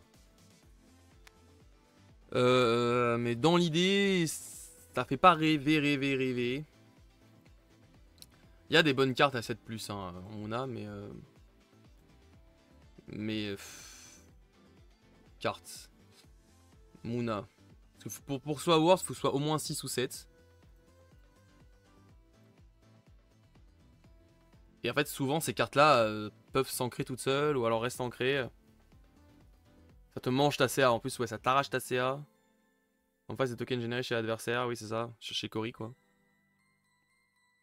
Mais globalement, en fait, t'as pas grand-chose à ancrer, hein, à part un Fils d'Yggdrasil, quoi. Fils d'Yggdrasil, c'est ok. Tu joues pour 1 le Corias 5, la carte à 7, puis la carte à jouer. Oui, c'est ça, sur un tour à 8 de mana, tu peux faire des trucs, quoi. Mais du coup, voilà, tu t'exploses ton CA. En foin, on a des Cory ramp avec des grosses uniques, mais sinon OZF, ouais, ça. Tu peux aussi Déméter, mais Déméter de base, elle est censée être éternelle, quoi. Elle est censée... T'es censé la jouer de manière à ce qu'elle soit éternelle. Avec ça, c'est pas mal. Avec ça, c'est pas mal. Gigantesque Corias 1, au plus chaque autre personnage gagne Fugace. C'est-à-dire que le mec, pendant 2 tours d'affilée, tu vas lui rendre Fugace toute sa map. Avec ça, c'est ok. Avec Niké, nos persos aussi. Non, moins bien. C'est éternel. Donc c'est quand même vraiment moins bien. Avec ça, c'est ok, mais avec Ganesh, ouais. On piche quoi. Ganesh. Parce qu'il faut déjà qu'il y ait du board, donc. Trop dangereux. C'est fort avec Fils d'Yggdrasil et Alua. Donc ça demande trop de rares, donc c'est nul. Globalement, hein, ça va être ça l'idée. Hein. J'ai l'impression que ça demande trop, donc c'est nul. Ganesh, ce sera si des déglingos pour un combo de l'enfer. Ouais, c'est ça, mais Ganesh, ça marchera jamais, je pense. Hein. Tu réancres tout ton board si t'avais des ancrés sur le board. Bah, pas forcément tout ton board. Hein. Tu réancres pas Aloe Vera. Tu réancres le champignon, tu réancres le fuseau. Tu réancres pas forcément tout ton board. Hein. C'est pas si fort que ça, Ganesh, moi, je trouve. Tu réancres potentiellement Drakaena. Mais des trucs qui sont pas ancrés de base, tu les ancres pas. Hein. Faut une Parvati. Ouais, c'est ça, quoi. J'ai la combo, mais elle se fait déglinguer par toutes ses gestions. Oui, en fait, c'est ça. C'est vraiment pas possible. Et ça, tu peux choisir un perso, il joue n'importe quoi pour gratuitement. Pareil, ça sert à rien. C'est bien, mais en duo, mais bref. Ça, pareil, ça, pour le coup, on s'en fout. Je sais même pas où elle est la rare. Je l'ai même pas là. Si elle est forcément quelque part. Où est-ce que je l'ai foutu la rare? J'ai la commune que j'ai mis là dans OZF. Parce que, ok, il peut y avoir peut-être des combos, mais vas-y. Franchement, j'y crois pas trop. Je sais pas où elle est. Y a pas la rare là. Si elle est là. Joining Fates. On fait quoi de ça? Ça dégage.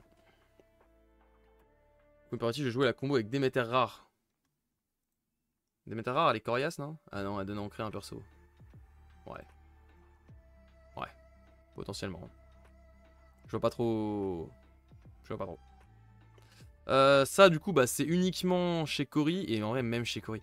En fait, ça c'est trop nul. Je suis désolé, la rare, elle est trop nulle. Hein. Moi, à chaque fois que je la jouais dans les démo decks, en tout cas, je trouvais ça tellement nul. Parce que tu perds vachement de temps. Et si tu veux l'activer. En fait, le mec sait que si tu joues de l'autre côté, ta carte ne sert. Enfin, si tu joues ça, le mec sait qu'il a juste à jouer côté héros. Et tu vas te baiser tout seul côté compagnon. La rare est nulle, oui. Ah, mais moi, je trouve que la commune et la rare sont nulles. Enfin, la commune est nulle. Ça, c'est sûr. À la rigueur, la rare coûte 2. C'est son avantage. Donc, dans sa logique, elle fait mieux les choses. Et elle peut comboter avec les autres cartes un peu plus vite. C'est-à-dire que tu peux vite créer 2 Woolly tokens en face. Derrière, mettre un boost. La rare est quand même mieux. Mais à voir. Je suis même pas sûr qu'elle rentre dans les decklists Cory. Hein. Je me demande pourquoi jouer ça. Pourquoi se faire du mal en fait? Pourquoi se faire du mal à jouer ça? Alors que de base, Cory va être chiante toute seule avec son passif qui lui fait piocher des cartes quoi. Pourquoi s'emmerder? C'est tellement frustrant qu'on ne puisse pas jouer le meilleur dessin du set. C'est vrai que c'est clairement la carte la plus... La meilleure carte en termes de design du set. Elle est incroyable. La rare est bien en vrai, souci c'est le slot de rare. Ouais. Ouais. Même pas si sûr que ce soit si bien que ça. En fait, il faut vraiment être dans les moments où tu combotes de fou et... C'est vraiment du combo et ça peut être du combo qui sert pas à grand chose. Pourquoi je t'emmerdais à jouer ça quand tu peux jouer juste celle qui donne un boost quand t'es dans la plante quoi. Encore si tu pouvais le faire plusieurs fois par tour. Son effet je dis pas. Mais pourquoi ne pas jouer la carte qui met dans la plante Genre tu auras le même nombre de moments où en fait, ça va être utile à jouer. Et en plus c'est une commune. La contrepartie au -1 c'est trop je trouve. Ah non mais là la contrepartie elle est trop violente. En fait c'est littéralement... C'est fort que si t'es en avance. Si t'es déjà en avance c'est fort. Parce que du coup tu joues ça à droite et toi tu joues que des trucs à gauche. Et là c'est ok. Tu peux essayer de vraiment focus en avance. Tout le temps, à tous les tours. Mais non, mais sinon c'est nul quoi. Enfin vraiment, pourquoi je fais ça? Moi je comprends pas d'abord. Ouais, c'est relativement osé. Enfin, les deux j'ai envie de les mettre là malheureusement. Je trouve que c'est vraiment... Pourquoi se faire du mal? Pourquoi se faire du mal? Faut 2 rares, plus capacité d'Okori, plus Zaratan rare, plus compter les montants rares et hop t'as une utilité gigantesque. Bon ok c'est nul, voilà c'est ça. C'est vraiment... Et dire qu'ils nous ont vendu un perma de dingue. C'est vrai que ils étaient en mode c'est fou mais ouais. Enfin on s'attendait à une folie mais là... Triste. Oh, allez on avance. Faut que j'aille manger avant d'aller dormir en plus moi c'est une catastrophe. Ça du coup bah dans l'idée moi je trouve que c'est fort. Hein. C'est le Wayfarer Muna finalement, oui c'est ça. Ça dans l'idée je trouve que c'est fort mais que en rampe évidemment. En rampe ça peut être une bonne carte. Each other character gain fleeting dans un monde... Enfin c'est comme la rare dans Atsadi, ça peut être sympa mais après c'est une slot de rare et t'as pas de slot de rare en Muna donc je crois que ça va être osé. En Muna, surtout en Muna rampe, t'as clairement pas de slot de rare. Clairement pas. Donc je pense que ça va juste être Osef. Mais dans l'idée c'est une bonne grosse créature. Elle est forte. Dans ce qu'elle fait. Maintenant... Je sais pas. Ça fait quand même chier quoi. Est-ce que vraiment tu vas la rentrer? Ah, puis il y a un monde hein, quand même, dans un monde vraiment... Rampe, mais je sais pas. Ah lui c'est fort même en dehors de rampe, c'est une sorte de Loki qui tape moins de CA mais fait plus de stats. En dehors de rampe, faut le vouloir. Hein. Elle se fera gérer comme les autres, c'est ça. Après elle est Coriace 1, c'est un peu son avantage. Elle est Coriace 1 potentiellement plus si t'as un fuseau en place ou autre chose. Mais elle va se faire gérer comme les autres comme tu dis. Hein. Ouais, c'est un Loki, bah, sauf si le mec joue de la réserve quoi. Si le mec joue de la réserve, ton Loki il sert plus à rien. Uniquement avec Destin Lié. Destin Lié c'était quoi? C'était le truc de tout à l'heure là. Joining Fate. Destin Lié c'est ça? Ouais je pense. Ouais uniquement avec Destin Lié ouais. Mais bref dans tous les cas quand même pas foufou mais je sais pas. Pour ancrer ouais. Si t'arrives à la garder ancrée c'est quand même pas mal. Donc je vais la mettre dans à voir, mais je pense que ce sera jamais joué. Par contre, elle a un très bon effet. En vrai, on parle. On discute. Effet de réserve, draw card. Attention. Attention. De la pioche en Mouna. Attention. Tu peux transformer un ravito en pioche. Attention. Vous savez pas à qui vous parlez, les gars, là. Hein. Je suis prêt à mettre ça, moi, dans mes decks, juste pour ravitailler et piocher. Hein. Je vous le dis.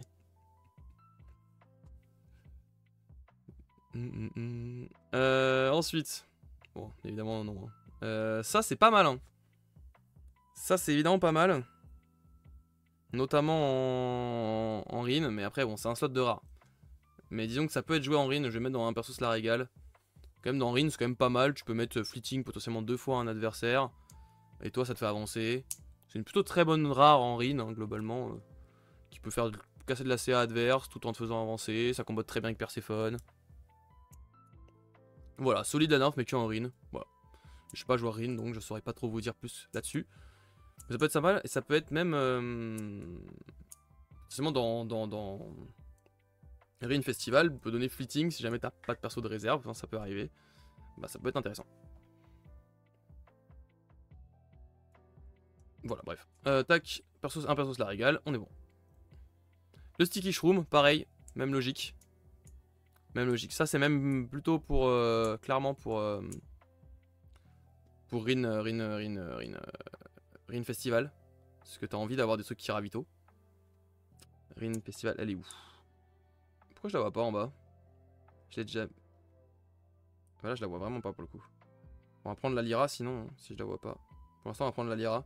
Donc pareil, je pense que Rin peut vraiment se la régaler avec ça. Déjà de base, bah, une 2-2 qui reste ancrée, pourquoi pas. Et le fait de créer des aérolithes. Alors, Sticky Shroom, c'est mauvais de fou même pour Rin. Bah, je sais pas, je me dis, il y a peut-être des mondes où sur Rin Festoche, tu veux stacker les aérolithes. Si tu stackes les aérolithes, après, au bout d'un moment dans la game, peut-être que tu peux faire festival aérolithe, aérolithe et je sais pas.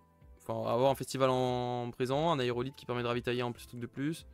Pour aller chercher un truc qui ancre en réserve ou un truc qui endort en réserve, je sais pas, peut-être dans un monde pour... Bon, ouais, je te l'accorde, globalement c'est quand même hyper spécifique, en plus c'est une rare.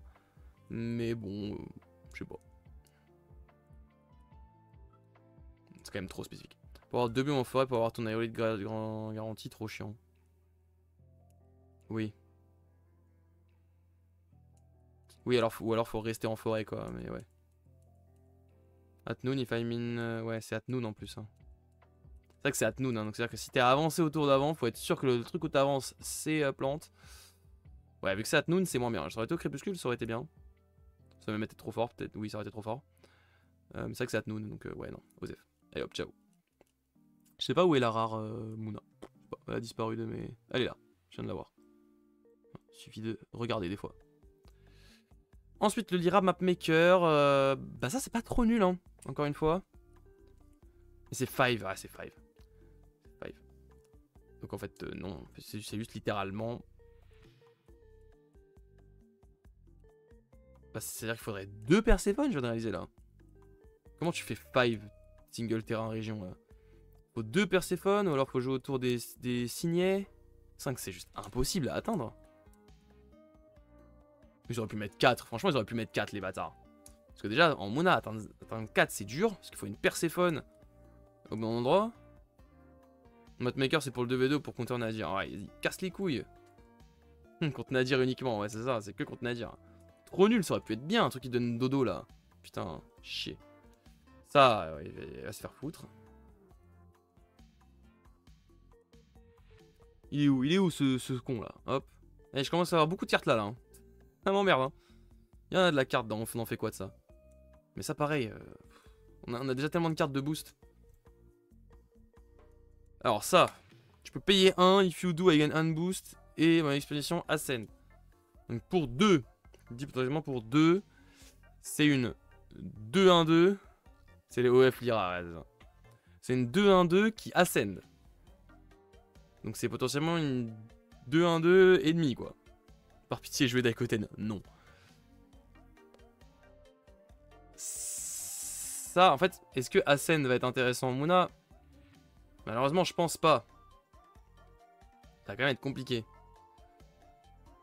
C'est une rare. En fait, si tu fais un deck Ascend dans Muna, peut-être, mais j'y crois pas. Globalement, quand même, ça semble relativement Osef, ce petit canard, malgré le fait qu'elle est trop mimi. Hein. Elle est trop mimi. J'adore cette carte, mais. Il est bien le Duckling pas révolutionnaire, mais dans un package animal, pourquoi pas? Ouais, c'est vrai, dans un package d'animal, pourquoi pas? Faut voir. C'est pour ça que je vais la mettre dans à voir.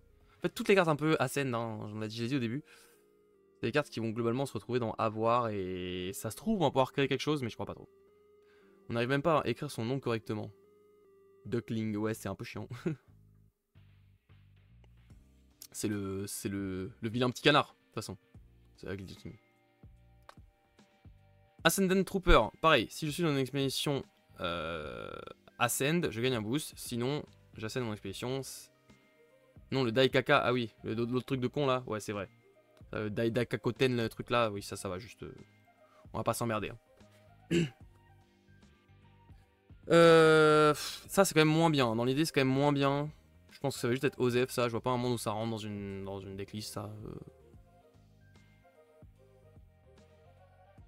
C'est quand même juste trop cher pour une rare. Non. Sauf si vraiment tu joues vraiment uniquement autour des Ascend, mais je vois pas comment c'est possible. En fait, pourquoi jouer ça quand ça existe déjà? Ouais, je sais pas. Je sais pas en fait. Les deux sont un peu la même chose. Les deux sont un peu en Osef. Une Trooper en Muna, je te jure en plus. Pas fou, le payoff d'être en Ascend est mauvais. Ouais, c'est ça. C'est bien que Shore 10, ouais. Trooper en Muna, ouais. Je crois que ça va tège aussi. Hein. Je crois que la gargouille, elle va tège aussi. La gargouille, pour le coup, est vraiment bien pour Rin. C'est vrai, hein. C'est vrai que maintenant que tu le dis, c'est quand même pas nul chez Rin. Hein. Peut-être que Rin peut vraiment se régaler avec ça. Hein. Parce que pour deux, c'est quand même des sacrées stats en plante. Il y a quoi une bonne stat en plante. Elle a de meilleures stats que l'autre. En plus, elle ascend. Elle peut vraiment faire chier. Hein. Non, c'est vrai que c'est pas mal. Après, en soi, lui a quasiment les mêmes stats. Hein. Juste... Elle, ce serait une 3. Et elle, lui, c'est une 3,5 quoi. Ça se joue à pas grand chose en termes de stats. Mais ça existe et ça a le mérite d'exister. Le Hordist Messenger. Si je suis dans une expédition Ascend, créer un aérolite token. On en parle encore des aérolites. Hein. Ça fait 2-3 cartes qui parlent d'aérolite quand même aussi en Muna. C'est quand même pas beaucoup, mais voilà. Sinon, mon expédition Ascend. Si on crée des aérolites en Muna. Je vois mal comment ça va être bien. Hein. Malheureusement. Peut-être, hein, mais... Oh, trop dur d'avoir une expédition Ascend en Muna. Il faut avoir que des rares. Je crois pas trop. Pareil, Nikkei, Atnoun, Target Expedition Ascend, ça n'existera jamais. Ça, c'est vraiment encore pire que les autres. C'est sûr que ça n'existera jamais. La carte est trop stylée, hein, elle est trop belle, mais ça n'existera jamais. Il est un peu mieux que la Troupière, mais Osef, oui, c'est ça. Il fait partie de la même catégorie, quoi. Alors, par contre, ça c'est bien. Ça, c'est même vraiment bien. Ton expédition Ascend, et tu peux donner un boost à un personnage qui est dans une expédition Ascend. Ça, c'est vraiment bien. Et tu peux l'utiliser 2 fois, surtout. Donc potentiellement 2 après vous, tu vas juste booster des mecs. Et ascend tes 2 XP. Et réancrer tes personnages si t'as des perma-ancreurs. Et donner un boost à un vendangeur qui du coup pourrait gagner. Ça, c'est vraiment pas une mauvaise carte du tout. Et tu peux même l'utiliser qu'une seule fois si tu veux. Et utiliser son effet réserve derrière. C'est semé sous stéroïde, exactement, Cernulos, c'est exactement ça. C'est juste... Ça, c'est vraiment bien, quoi. C'est vraiment très bien. C'est vraiment, genre, ça peut vraiment... Après, bon, c'est une rare, mais c'est un super one cost qui fait ascend ton XP et c'est vraiment trop stylé. D'accord que ascend, une fois que ton XP a avancé dessus, elle est plus ascend, hein, on est d'accord. Mais ça reste vraiment cool. Hein. Ah ouais, je t'ai passé à côté de celle-là. Ouais, bah celle-là, vraiment, elle envoie fort. Et celle-là, en Nordi, ça va faire peur aussi de fou. Mais celle-là, en Teja, perma-ancrage, spécifiquement Teja perma-ancrage boost, bah je pense que ça va régaler pas mal de personnes. Hein. Parce que tu la joues juste 2 fois d'affilée, tu réancres ton board, tranquille, c'est ton perma encore est déjà là. Il y a vraiment de quoi faire. Voilà. Ascend, ça dure que 1 jour, même si ton XP avance pas. Donc quand même, ça c'est chiant par contre, mais bon.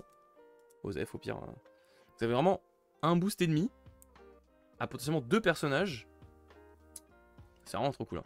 Celle que tu joues avant nuit, soir, nuit. Oh putain. Oui, exactement.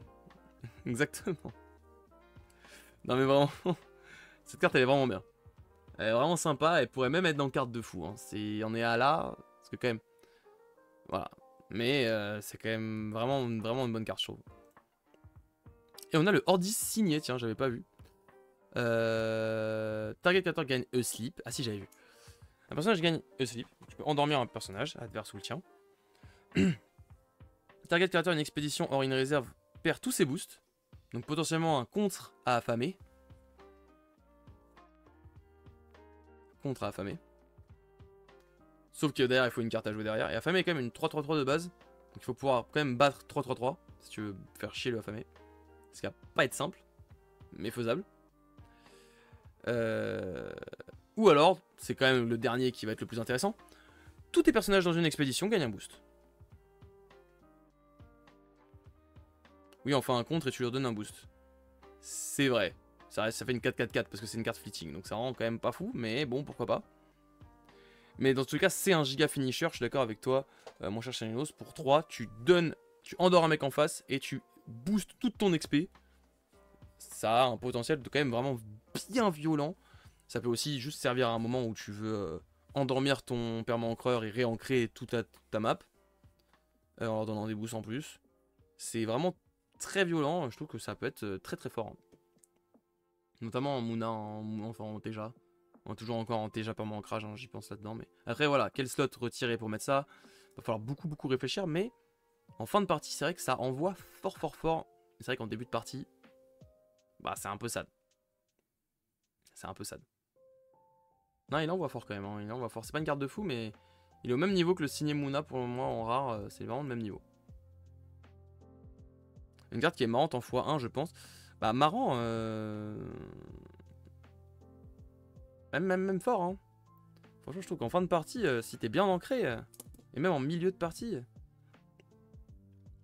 ça peut vraiment te relancer quand certains decks. Après, évidemment, quand certains d'autres, ce sera moins bien, mais. Je trouve que c'est fort. Hein. Je trouve que c'est vraiment fort. Ensuite, on a un autre contrôle, Out of Clear Sky. Bah, c'est -2 si je suis dans une expédition. Si au moins une de tes expéditions est Ascend, et c'est Send Target Character to Reserve, donc c'est nul. Si t'es bien ancré, t'as déjà gagné. Ah non, pas forcément. Hein. Franchement, pas forcément. Un peu, globalement, mais pas forcément. Moi, j'ai déjà perdu des games où à la fin, le mec te surstat, parce que, genre, contre des bravos, des trucs comme ça, qui peuvent vraiment surstater. Où t'as pas de Ogun, toi, de ton côté, pour relancer un peu ta machine, et... Ok, t'es ancré, mais t'as pas forcément des stats de fou.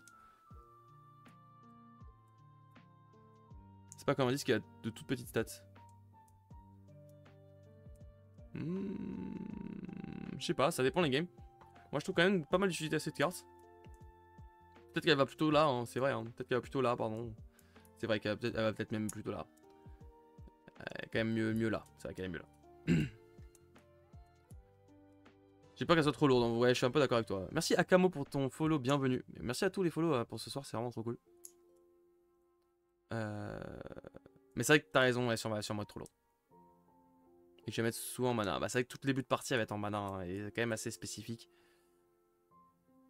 Et ça fait chier de mettre en mana une rare. Non, moi je crois que t'as raison. Ouais, quand même pas au niveau de l'autre boost Ascend. Oui, c'est ça. C'est ça. Elle est pas au niveau de l'autre, c'est sûr. Ça, c'est pas mal aussi, dans l'idée. À chaque tour, ton expédition Ascend, mais pareil, c'est dans la logique où tu voudrais vraiment jouer autour de ça. Est-ce que tu vas vraiment jouer autour de ça? Non. Peut-être qu'à l'extension suivante, il y aura des cartes communes qui joueront autour de l'Ascend. Et là, pourquoi pas? Mais là, pour l'instant, je vois pas l'intérêt. Ça, c'est très bien. Ça, c'est vraiment très bien. Notamment en... Attends, je l'ai pas classé. Alors, c'est cher la rare. Ouais, clairement, c'est hyper cher la rare. Ça, c'est... Ça va être... Je vois pas comment tu joues ça. En vrai, je vois pas comment tu joues ça. Regarde, le permanent, ça peut s'imaginer. Celui-là, là, ouais. Je vais quand même le mettre dans OSEF. Hein. Je pense que ça peut s'imaginer, mais de très loin. Ça, par contre, c'est vraiment bien. Ça, en one-off, dans un deck, ça peut être vraiment très intéressant. Et dans Cory, de base, c'est très bien. Parce que ça, les tours où tu draws pour jouer ça, c'est vraiment bien. Bah, c'est quand tu veux que tu déclenches. Oui, c'est vrai, mais... Pourquoi je veux le permanent des moutons en 2-2-2 en bas, c'est que Cory c'est vraiment sympa, OMG, OMG, OMG. Parce que même sur Cory, c'est pas si fort. Parce que Cory, en fait, ça risque... Ça, j'ai pas classé ça. Ça, c'est vraiment... Ça sert à rien du tout. Même sur Cory, c'est pas si fort parce que... Ça combote pas si bien et ça fait pas si de stats. Pas tant de stats que ça. Du coup, je pense qu'il n'y a pas besoin de ça. Cory, c'est tier D. Je pense que le perso à la fin va être tier D. Alors, je pense pas. Je pense pas. Enfin, en tout cas, déjà, c'est mieux que Rin et c'est mieux que Arjun, ça c'est sûr. Le concept du perso est juste mieux que ces deux persos-là, je trouve. Et derrière, ça peut vraiment plus facilement faire des trucs, quoi. Caladrus, c'est un bon ajout du package minimal. Ouais, moi je trouve que c'est bien. Je trouve que c'est bien. Je pense que c'est une bonne carte. Et sur Cory, c'est cool. Je trouve que sur un perso va se la régaler, ça va sûrement être sur Cory. Il y a moyen vraiment de la jouer en x2 facilement sur Cory, voire x3, mais quand même x2, je pense. En x1-2, ça peut vraiment rentrer sur Cory. Et c'est pas, ouais, comme tu dis, sur le package animal, peut être intéressant. Un Nutri-Score E, Cory. Être en dessous d'Arjun, il n'y a pas de quoi être fier. Au-dessus d'Arjun, oui, mais bon, c'est quand même déjà mieux que rien, quoi. Si on pouvait arrêter d'être juste full focus sur Teja en Muna, ce serait cool. Et j'y crois un peu avec Cory. J'y crois un peu. Je pense que ça va être un très bon perma-ancreur, Cory aussi. Autant que Teja. Basé sur d'autres choses. Pas sur les boosts, mais plus sur les persos. Mais je pense que ça peut être vraiment très intéressant. Et enfin, on finit par Bates. Alors, Bates, pour le coup, c'est vraiment Rin MVP, Teja, Cory. Rin MVP, on n'a pas vu les mêmes tournois, mais...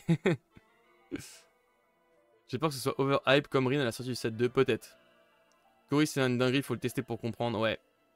Je pense qu'il va falloir faire des tests. Mais ouais, je pense que ça va être vite fort. En fait, vraiment, ce qui manque à Teja, et Perma Ancrage et même à Muna pour exister, pour être fort, c'est la draw. Plus que les stats, plus que tout, c'est la draw.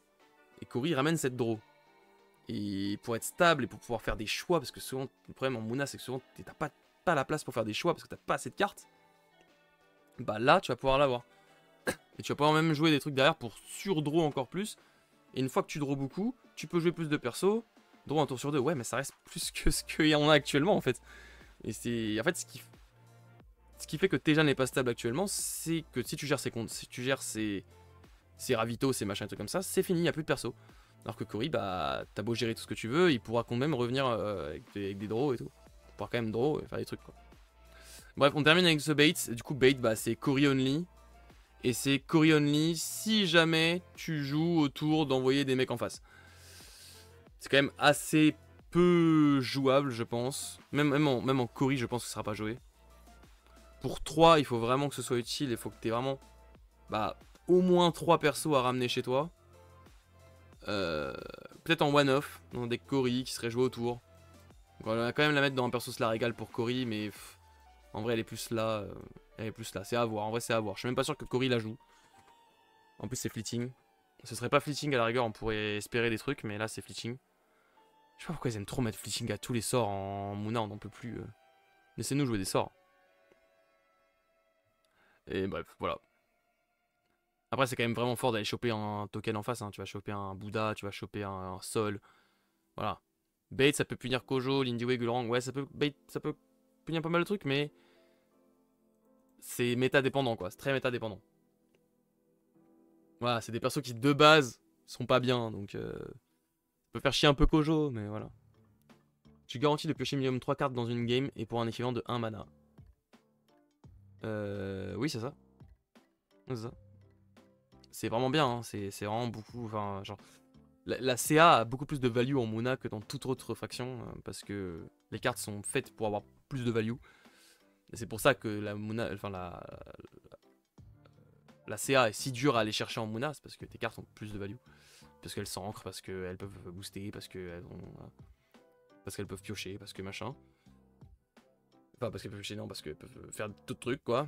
Donc souvent, et ça a plus de possibilités de combo et tout. Parce que, voilà, donc c'est pour ça.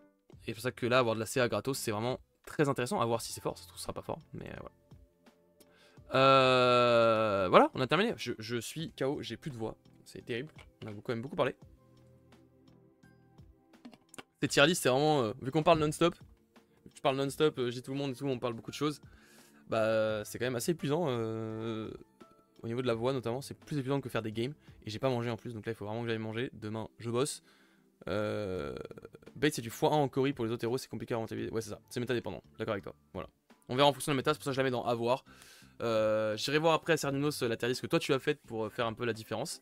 Mais en tout cas, merci à tous. Merci à YouTube d'avoir regardé cette vidéo. Je veux dire d'abord au revoir à YouTube. Sur la meilleure tier list, voilà. Mouna, en vrai on est très content.